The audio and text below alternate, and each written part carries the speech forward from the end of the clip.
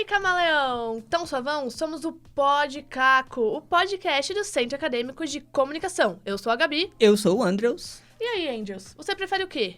TV ou streaming? Como um bom nerdola que eu sou, eu prefiro aquele streamingzinho baratinho pra assistir o meu favorito anime. E vocês, queridos ouvintes, vocês preferem o quê? Vocês sentiram uma diferença no antes e pós-pandemia? E para falar sobre isso, trouxemos hoje a professora Daniela Jacobasco, ela que é doutora em ciência da comunicação. E aí, professora, tudo bom? Seja muito bem-vinda, professora. Conta pra gente um pouco sobre você. Legal, gente. Obrigada aí pelo convite. Nós que agradecemos. Gostei. Boa noite para todo mundo que está ouvindo também. Bom, eu sou professora aqui da USCS, nos cursos de comunicação, jornalismo, PP e produção de visual. Eu sou formada em linguística e tenho mestrado e doutorado em ciência da comunicação, porque eu queria estudar a língua na sua interação, né? Uhum. E aí eu falei, bom, então acho que na verdade meu lugar é a comunicação. E fui estudar a comunicação e hoje em dia eu estudo ficção televisiva. Né? Ah, que da hora. E pensando nisso, nessa sua formação, conta um pouquinho pra gente, assim, qual que é a importância da TV e do streaming pra nossa sociedade hoje? Nossa, nossa sociedade está apoiada em todas essas práticas de comunicação, né? E a gente vai crescendo, a nossa sociedade vai ficando mais complexa, os discursos vão se multiplicando e a gente precisa de todos esses meios, essas mídias, né? Então, a importância é fundamental para a gente se manter conectado, para a gente ter nosso descanso e ter o entretenimento, para a gente procurar temas também que a gente pesquisa, enfim.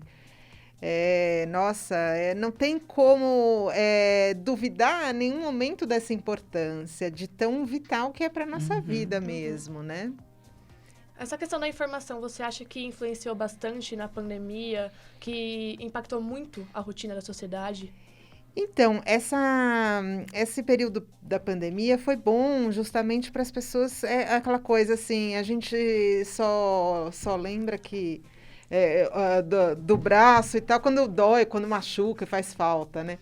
Então, eu acho que foi a mesma coisa da pandemia. A gente percebeu, de repente, como a necessidade, a gente tem informação, em primeiro lugar. Sim, né? Até porque a gente não estava com contato com as pessoas, então, era essencial você ter uma forma de não ficar totalmente isolado, né? Exatamente, né? Então, é como a gente se conecta com as pessoas, com o mundo e consegue desenvolver tudo em conjunto, em sociedade. E numa época que estava tão complicado, né? Tão difícil, com um monte de coisa ruim aí acontecendo, nada melhor que a arte, né? Pra fazer a gente sentir aquele coraçãozinho quentinho, assim, nos apoiar em...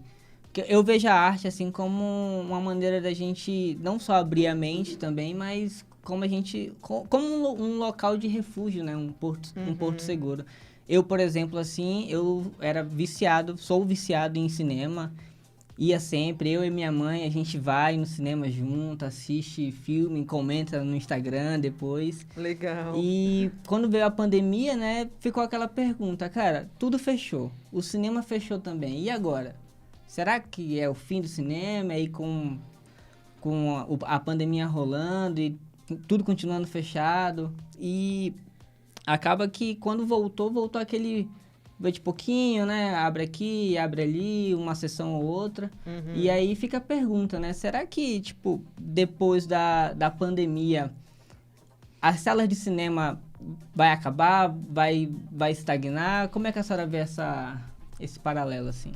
Acabar não acaba não, né? A gente já viu, a TV vai acabar com o cinema, ou vai acabar com o rádio, depois veio o videocassete também, vai acabar com o cinema. Então, hoje a gente já sabe que todas essas mídias se complementam. Nenhuma delas vai acabar, né? O livro não vai acabar, o rádio não vai acabar. Então, assim, é claro que grandes audiências como as que a gente tinha na televisão nas décadas de 70, 80, 90, isso de fato vai acabar, porque a oferta é muito maior de produtos e variedades de plataformas e mesmo assim Olha só, no Brasil, parece que são mais de 80 milhões de brasileiros que só têm em casa exclusivamente a TV aberta.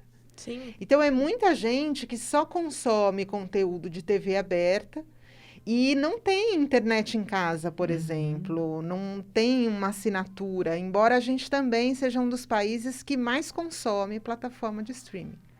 Então, é interessante esse fenômeno no Brasil, porque a gente vê que a pessoa consome, às vezes, Netflix, Amazon, Disney, mas também a Globoplay e a TV aberta.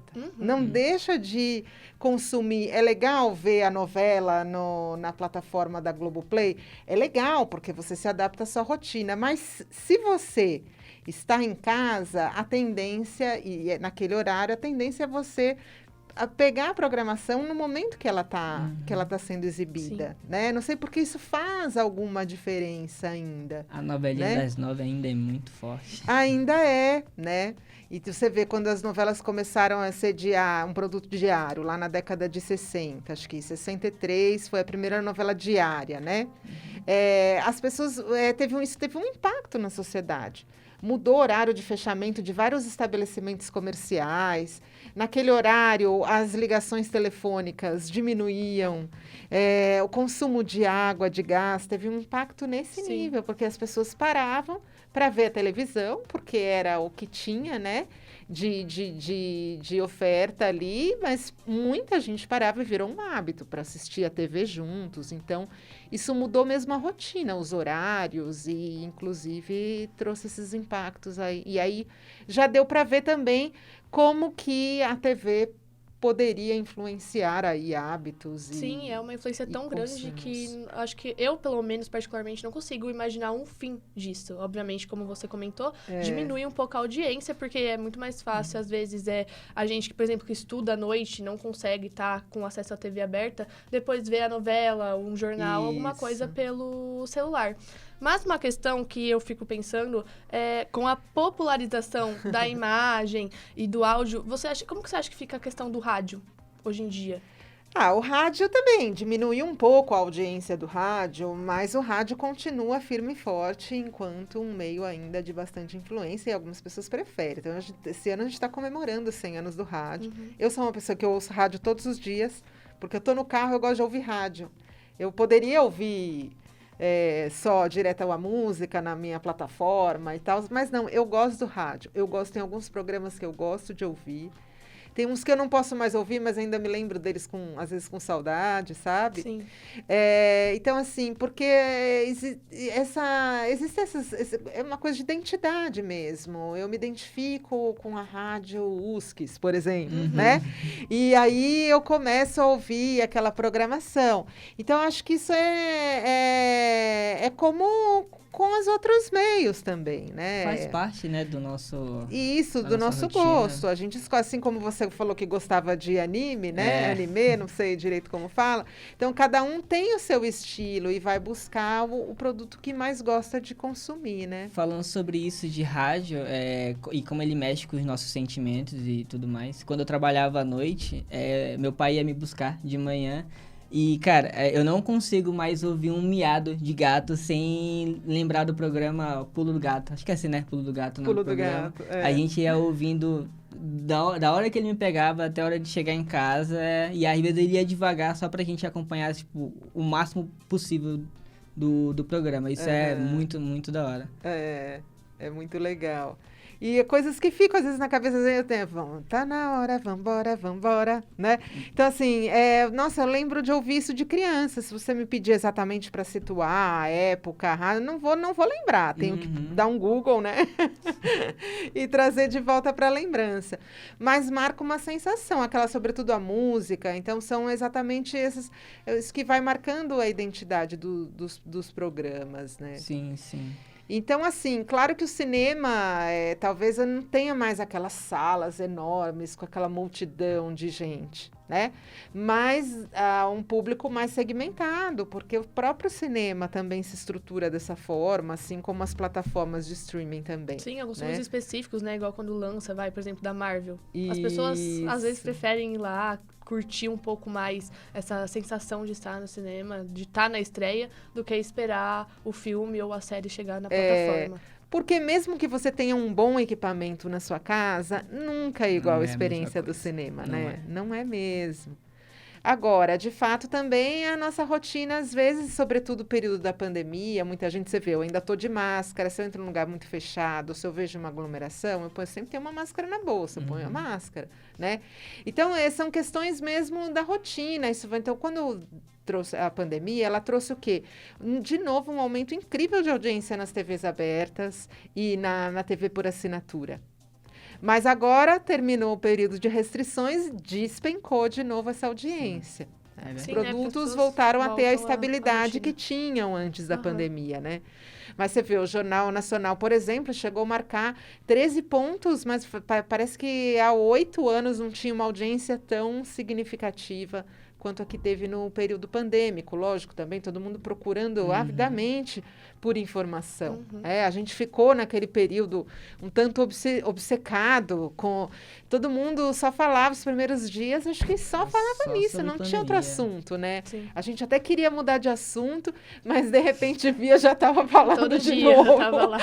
Todo dia era um Né? 7-1 diferente no nosso Brasil, é impressionante. Exato, né? E é então um pouco isso. A gente vai dando conta de tudo e vai assistindo as coisas simultaneamente também. Hoje em dia a gente assiste a novela, mas já está comentando ou no Twitter, ou no Facebook, no Instagram.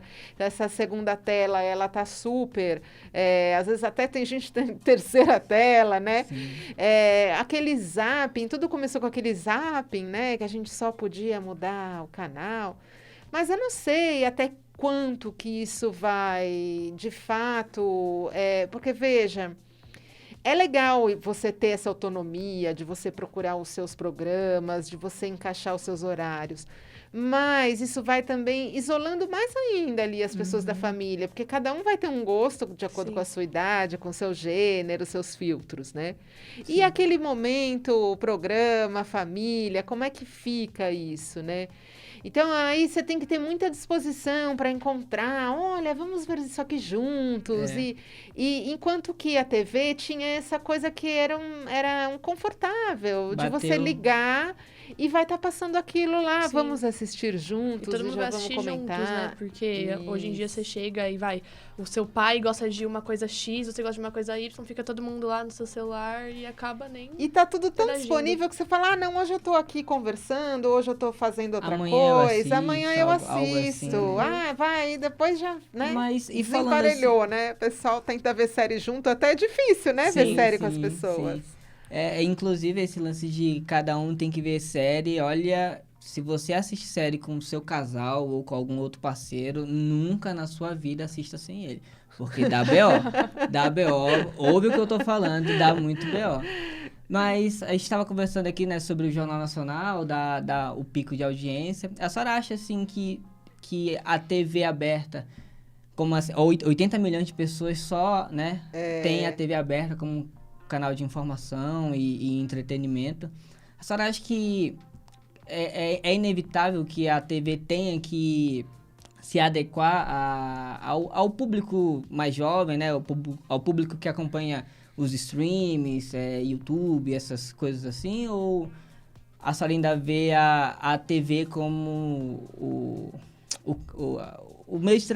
meio de transporte máximo assim, da comunicação?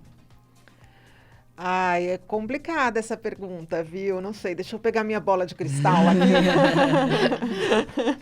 Mas é isso, a gente não sabe quando vai vir alguma coisa, que nem veio a telenovela e mudou toda a nossa rotina, e de repente ela está aí até hoje. De alguma forma, ela é o eixo ainda da grade de programação. Então, você pega a Rede Globo, e aí você pega as emissoras que são ali a vice-líder da audiência, né? A Record. Ela tem uma grade televisiva bastante parecida.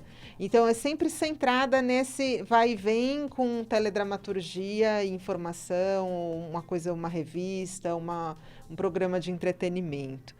Então, assim, por enquanto, sim, a TV ainda tem o seu lugar, eu até acho interessante, outro dia estavam comemorando o pessoal lá do elenco do Pantanal, 77 milhões de pessoas assistindo a novela, então é ainda uma audiência muito significativa.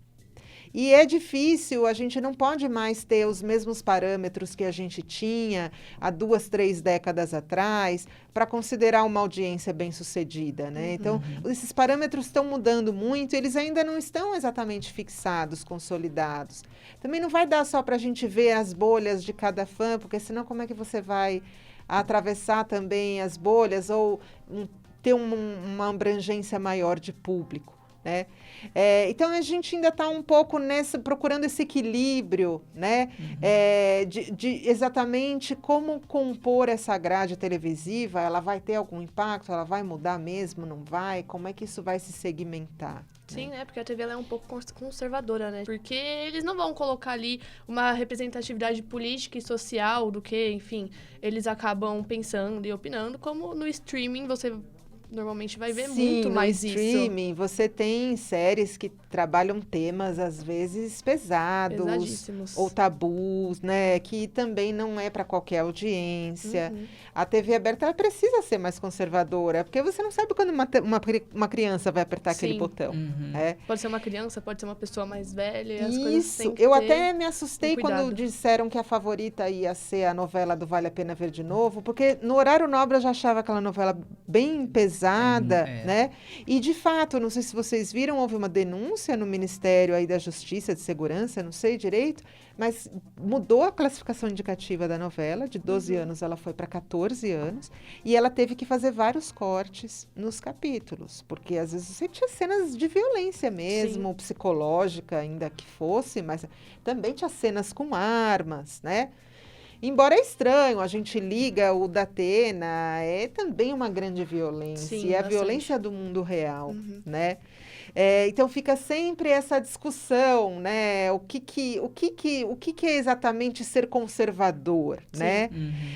Então eu acho que quando a gente está preocupado com as crianças, vale a pena a gente ser conservador.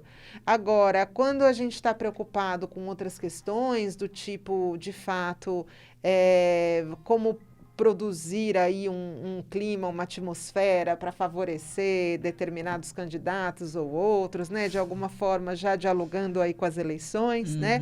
Aí eu acho complicado pensar em ser conservador, né? Então, eu acho assim, inevitavelmente, a grade ela vai acabar sofrendo mudanças. Como é que isso vai acontecer, a gente também não sabe muito bem, né? Mas eu acho que vai ser meio uma demanda do próprio meio, da própria sociedade. Né?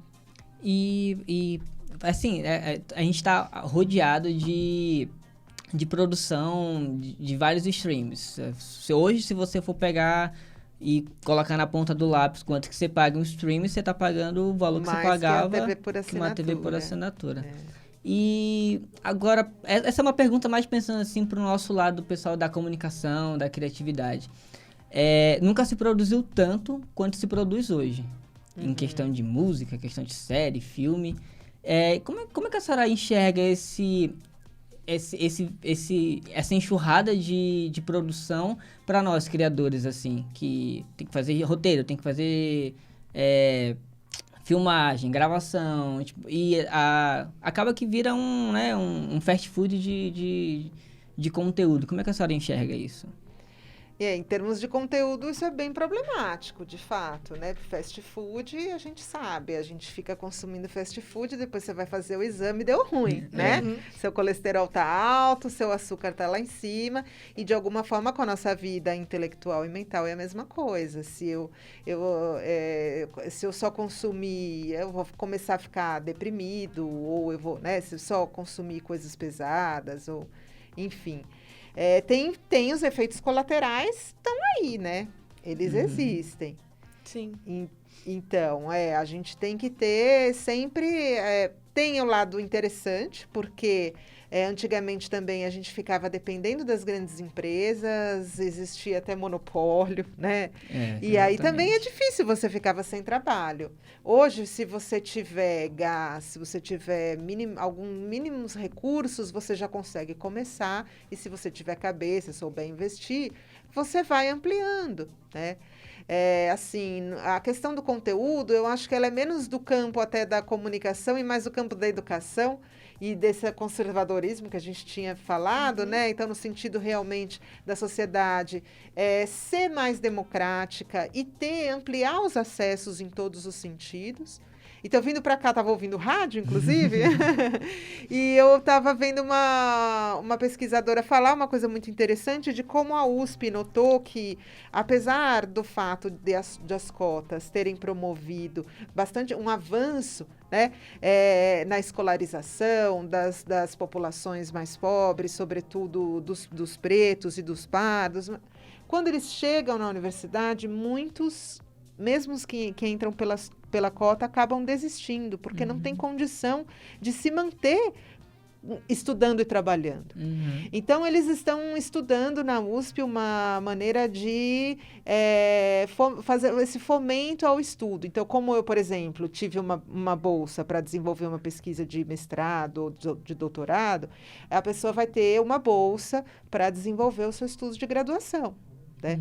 Eu acho que é uma maneira interessante. Então, assim, a questão do conteúdo a gente tem que combater por outras formas, né?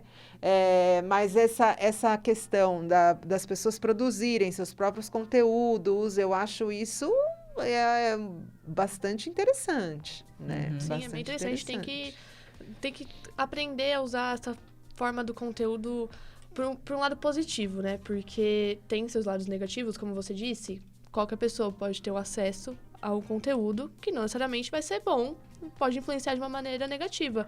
Mas você entra no YouTube, você entra na Netflix, tem diversos documentários, diversas coisas muito interessantes, igual o documentário que saiu da pandemia, que foi algo assim, que você vê aquilo, você nem imaginava a forma que uma pandemia podia surgir, né? Então, essa questão de informação. E também é muito louco, exatamente o que você falou, pensar que tem gente que vai entrar na faculdade e, infelizmente, não tem esse tempo para absorver educação, né? Para absorver informação. Tá tão perto, mas ao mesmo tempo tão distante. Longe. Né? É triste para pensar nisso. Que a rotina... 8 horas de trabalho, mais 2 horas de transporte, mais 4 horas de... Aí como que a pessoa vai chegar, vai estudar e vai terminar um curso, e às vezes sem muita perspectiva exatamente do quanto aquilo vai melhorar a vida dela. E aí que a gente volta para os streams, né? Que é o nosso lugar de descanso. De descanso, né? A minha orientadora falava, a ficção é o descanso do guerreiro, né? Poxa, a gente tem direito a ter esse momento, né? De alienação mesmo, né? De desligar ali as preocupações do dia a dia, de desligar os medos, as ansiedades que esse tempo traz para todo mundo, né? A gente está vivendo um tempo sob o signo da insegurança mesmo. Tudo é tão incerto e é tudo tão... parece que o meteoro pode cair a qualquer momento, né? Não olhe para cima. Não olhe para cima, né? Ou então, assim, olha, quando o meteoro chegar, ele vai estar atrasado, porque vão ter acabado com tudo por aqui, né? Sim. Então, assim, muito do espírito da nossa época coloca na gente essa pressão e esse pessimismo. Então, a ficção é realmente um momento que a gente tem para descansar e se desligar disso, porque também a vida não é só isso, né? Mas parece que às vezes a gente vai entrando um pouco nesse redemoinho aí, tem que saber se afastar um pouco. E aí a senhora tocou numa palavra-chave que é sobre alienação, né? E eu queria, como é que a senhora enxerga, assim, porque os streams, eles fizeram com que a gente abrisse a nossa mente para outras produções que não fossem hollywoodianas, né? A gente tem, por exemplo, a Dark, que é uma série de sucesso que é feita na Alemanha. A gente tem até próprias produções brasileiras, né? Que são coisas da Netflix. E como é que a senhora enxerga, assim, o algoritmo fazendo com que a gente só olhe aquilo que já estamos acostumados a gostar e não furar a nossa bolha para ver outros tipos de assuntos. Então, de novo, eu vou voltar ali na questão da educação, né? Vou bater ali de novo, porque a gente tem que se formar enquanto agora não é só um leitor, né? Mas é um hiperleitor. Então, a gente tem que saber qual a fonte, onde é que eu vou furar, como é que eu vou fazer esse algoritmo trabalhar a meu favor. E agora, nem todas as pessoas têm exatamente essa consciência de que elas podem trabalhar dessa maneira. Então, qual é o lugar que ela vai aprender isso? Ela pode aprender isso nas redes, pesquisando, se ela tiver lá muita iniciativa, ou ela vai aprender isso numa sala de aula. Então, é também urgente que, de alguma forma, as escolas trabalhem de uma maneira mais próxima e integrada com o campo da comunicação e com as novas tecnologias. Sim. E, para terminar o programa, a gente gostaria muito de agradecer, né, a sua presença. E falar um pouco sobre o seu livro. Faz aí o seu merchan. It's time to jabá. Poxa, eu tenho um livro, sobre a telenovela, representação de temas de interesse público na telenovela. É uma perspectiva dialógica para o estudo do audiovisual. Então, eu estudo bastante a semiótica, principalmente a bakhtiniana, e aproveito a telenovela para ter um exemplo de análise de um produto audiovisual ficcional, né? Então, eu tenho lá uma metodologia e aí eu falo um pouco sobre reflexos e refrações do machismo, sobre a presença indígena na telenovela e sobre um tema bem específico, mas que é bem interessante de analisar, que é o transplante de órgãos e partes do corpo humano nas telenovelas. Poucas telenovelas abordaram esse tema, mas elas foram momentos históricos, assim, bem importantes. Bem importantes. Então, é uma reflexão sobre isso, esse livro, e acho que deve ser fácil dar um Google aí, pelo meu nome, e encontrar. Dá uma dissertada aí sobre esse último assunto aí, que é... Interessou?